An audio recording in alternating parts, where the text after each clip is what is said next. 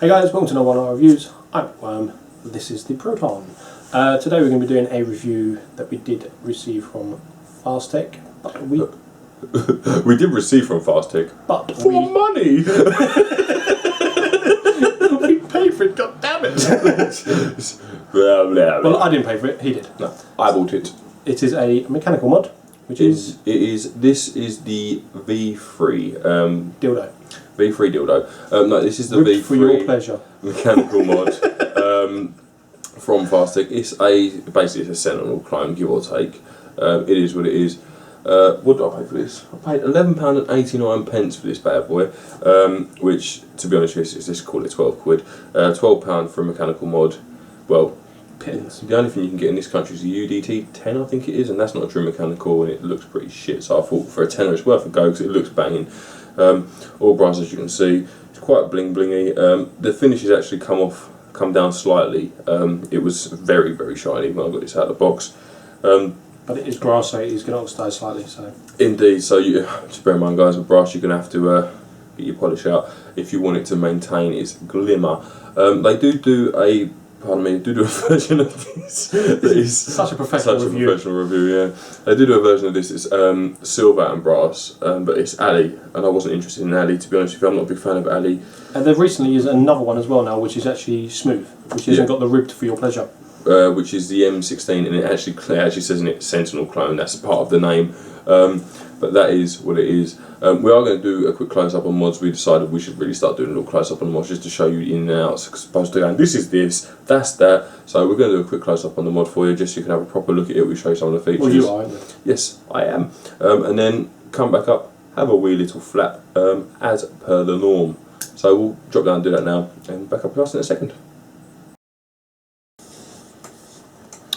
Right guys, this is a close-up of the sort of Sentinel clone V3 mechanical telescoping, but what I'm going to do is just quickly show you it all in a bit of detail, and then we'll go back to our normal flappery.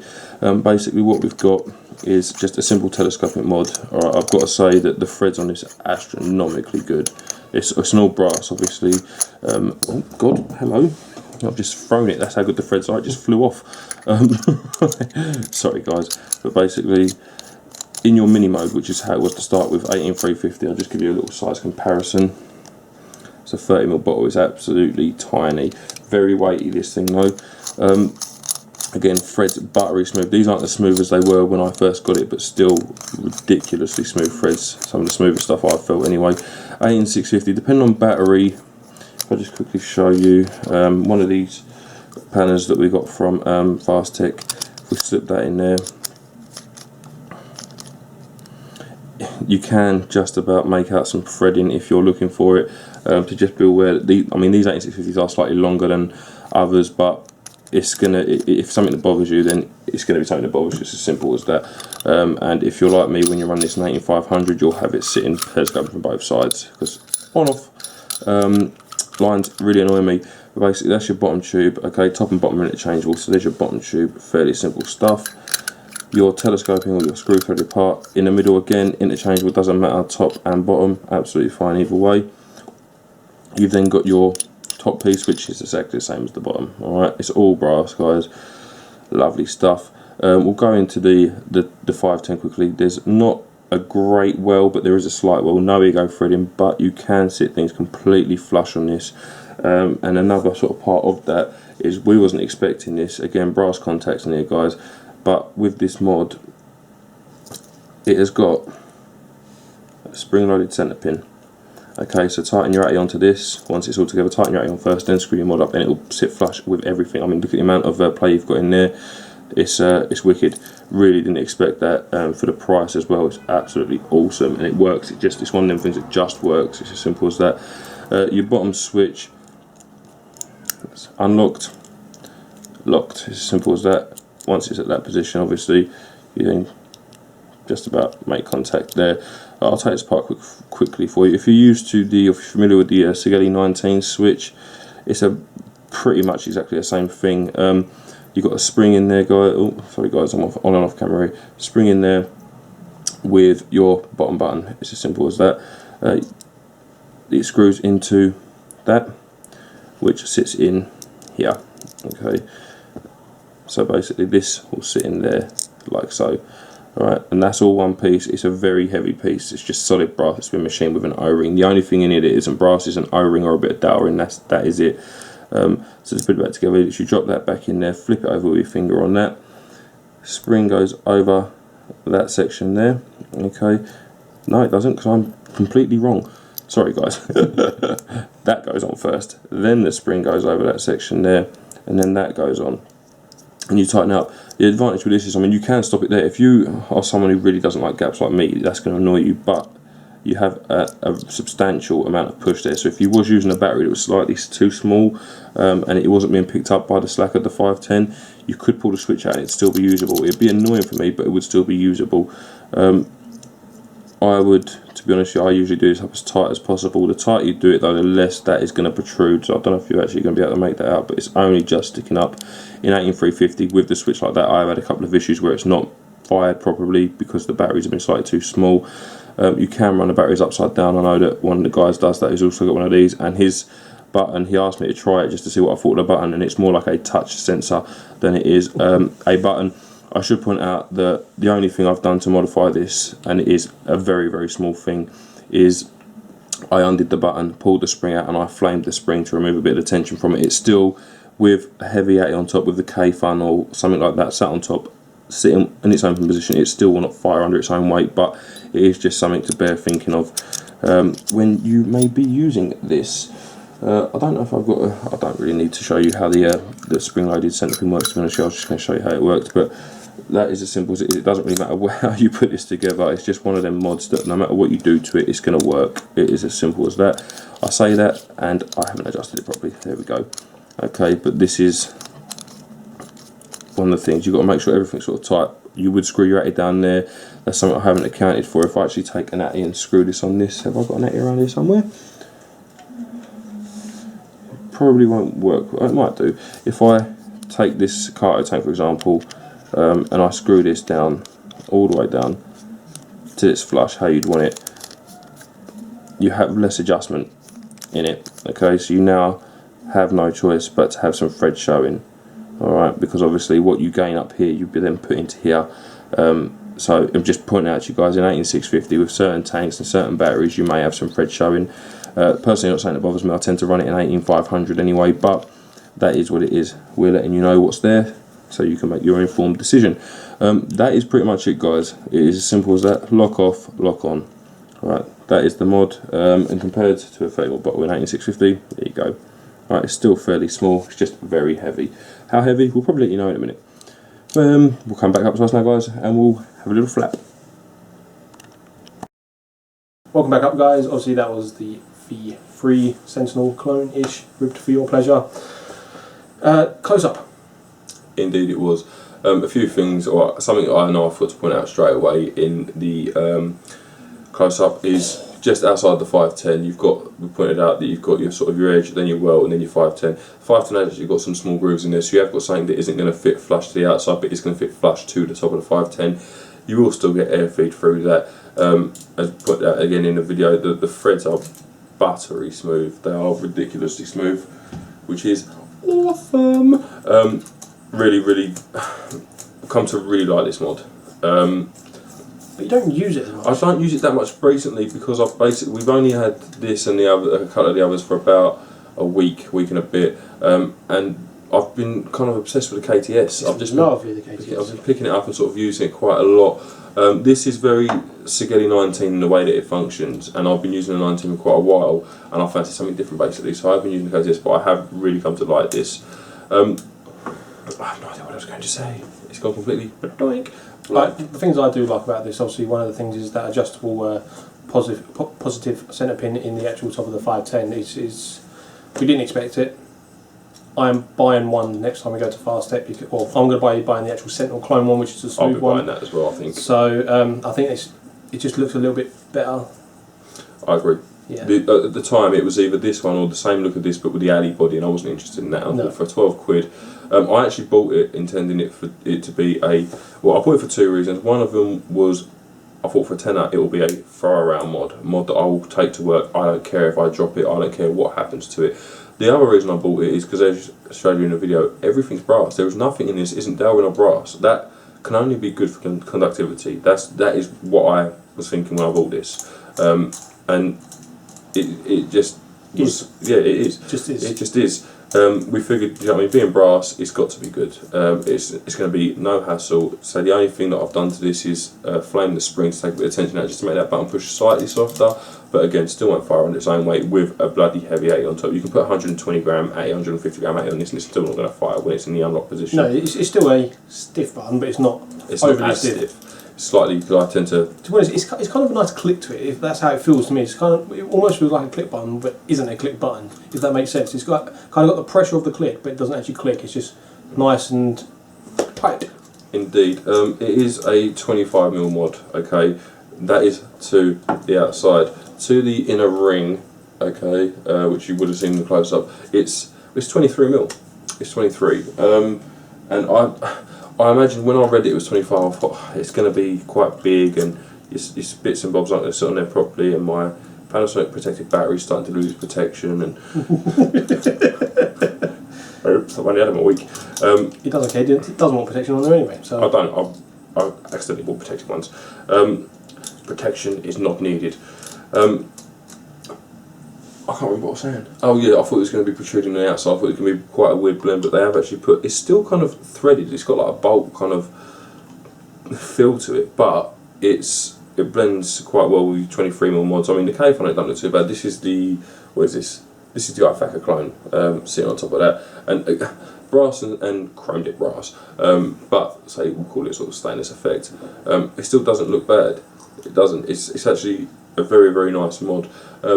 What should we do? Should we go into we'll go into a 5.1. Yeah, go into 5.1. It's quite quick, the mechanical mods, because they are very, very simple, obviously. So, but looks on this thing, I don't really like the look of it at the moment. I don't like that ribbed effect.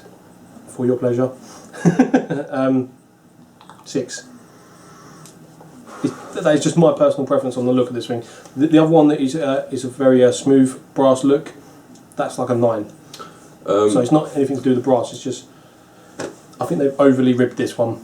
For me, beauty is in the eye of the beholder. Looking at it on paper, it was going to be a 7 for me. When I picked it up, and it was so shiny, it was a 9. I think it still is a 9. It is an acquired taste, for sure. It is an acquired feel, for sure. But I quite like it. It's a bit random. It's a bit. You like the weird kind of it's stuff, not. It's different. I like the fact that it's a bit different. Everything is all polished or brushed or finished. It's nice to pick up something and go, that is weird. It's just the kind of thing I like. I like things that are a bit weird. So I'm going to give it a 9 for looks just because I can. But again, guys, our looks are always personal. All these ratings are personal opinion, but yeah, it's up to you. You can see it. You can judge it by looks if you like. But yeah, if you like a weird one, go with his choice. 9. If not, if you're kind of like me and like an actual Pacific look that you're going for, then it's going to be a little bit lower. But again, it's going to be difficult to blend it with a lot of 80s. But yeah, I mean, it's what it is. Well, Matt, what should we go on to usability of this thing? Put a battery in, make sure the lock switch is off, and press the button. So basically, the only maintenance you've got to make sure is that lock switch is off when you want to use it, and your battery is charged. 10. I mean, you may have to wash down some contacts as well, but that's standard with all mods. Yeah.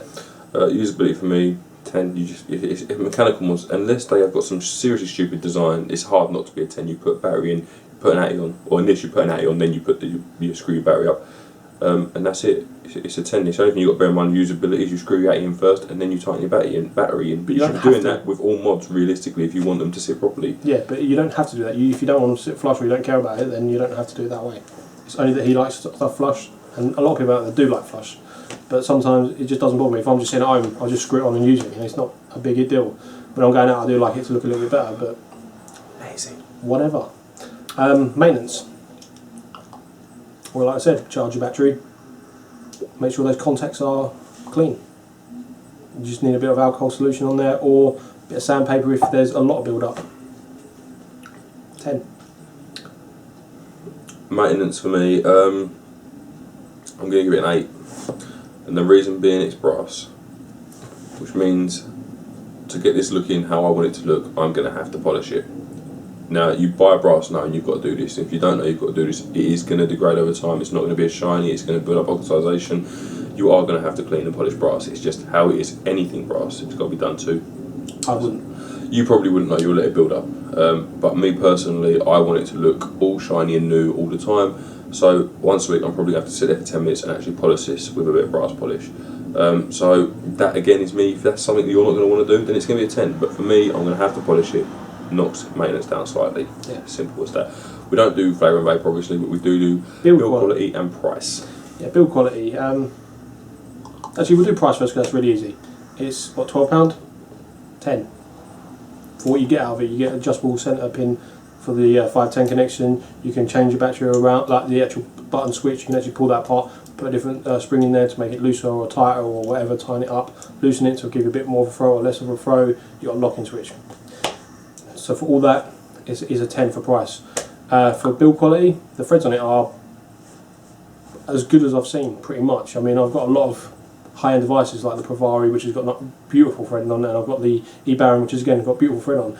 This is comparable. It is the same. It is very, very well done. It's a 10. Build quality and price. For me, build quality, it's epic build quality. What you get for your money is epic. You get that adjustable centre pin, as well as pointed out, a completely disassemblable so on and so forth. In terms of threading, I disagree slightly. It's smoother than the Provari and the Baron. I've used them. Main reason being, it's brass. It is as simple as that. Brass is smoother than stainless steel. Doesn't matter how well it's machined. Brass is always going to be smoother. That has got a drawback. Is it's easier to wear. If you're cross threading things, it's going to be a hell of a lot easier. You over tighten this in the wrong way, and you're going to ruin your threads. This is why these higher end mods use stainless steel, because they've basically got the same kind of glide as this has, but you cross thread it, it's more forgiveness there. With this, if you're someone who really just goes and tightens their mods, it's hard to cross thread a mod, to be honest. It's not like an atty with really fine threading, but I don't doubt someone somewhere out there is capable of doing it. And if you are that person, no, I'd always line up my threads before I tighten things. You're capable of doing it when you get into your moods. Possibly, but that'd be intentional. And with this, I haven't got that. No. So it is what it is. Yeah, build quality is a 10 compared to mods that are 5 or 6 times this price. If I'd pick, I mean, if this was the M16 that we're talking about with the smooth finish, if we had this in Sigelli 19, my version, because these basically work in the same way, apart from the fact that this has got a spring-loaded centre pin, which is better, I would pick them up and easily say that this was nearly twice the price, if not more. It's £12. It is jokeably cheap for what you are getting. It's just, price is $1 million. There is like 3 different styles of this thing as well. You've got this one, the smooth one, there's even more or than the silver one. You've got you've got this one, you've got the smooth and the silver one, you've also got the V9, you've got the mix and match one, but you've also got the V9 as well, and the V9 is basically exactly the same as this with the rib for her pleasure, but it's 22mm and not 25, so it's actually narrowed it in. Whatever. Not that big, it ain't.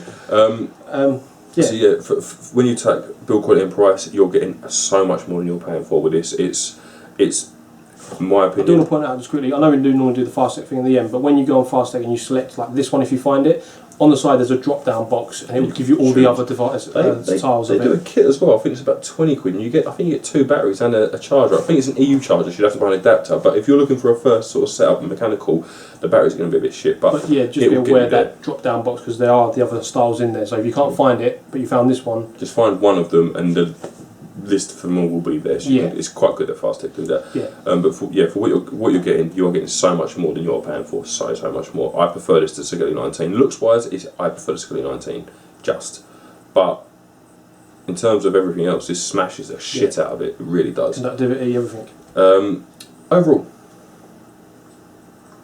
10. Can't be anything but a 10. It's just cheap. It performs. It's well built. I mean, like, even though you've got 2 opposite threadings, when you put a battery and you tighten it up, there is no play there really at all. I mean, like, everything's going to have a slight play, but it's nothing. There is none. So it's just as a 10. Yeah, easily. I mean, again, at 3 times the price, it would be a 10. Factor in the price. I mean, a lot of this stuff from Fast Ticket is going to be factoring in the price. It's a 10, but price irrelevant. This is a 10 mod. It is. It's barring the looks, which is an acquired taste. There are other looks out there.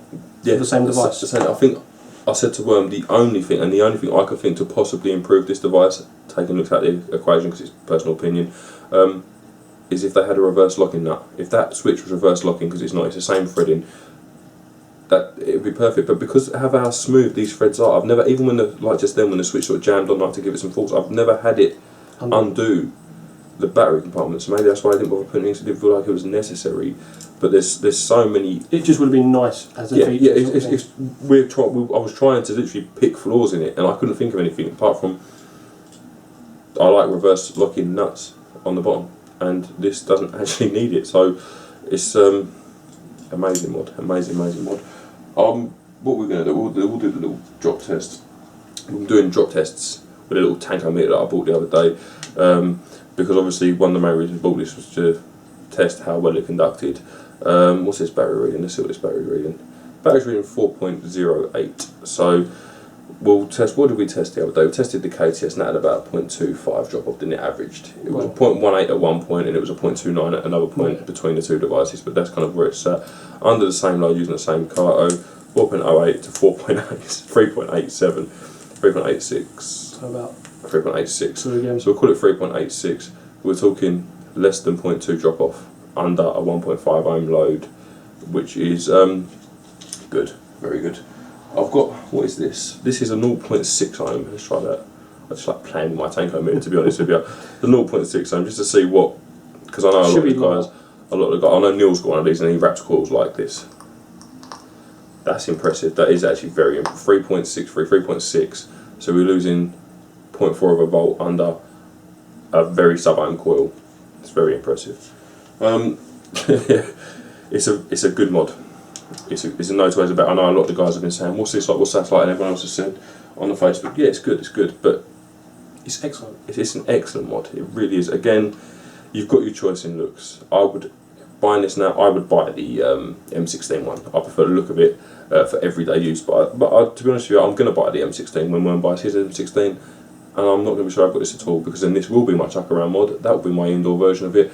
And I'm still going to absolutely love this thing. It's a wicked mod, honestly. If you're looking at buying something like a Sigelli 19, or you need just want to buy a cheap mechanical, I'd get one of these. In the worst case, you've got the spares tops and bottoms for your other one. So, because obviously that bottom button does unscrew. We've never had it yet, but I'm quite sure if you're doing it out and about, because it's gone wrong. Yeah.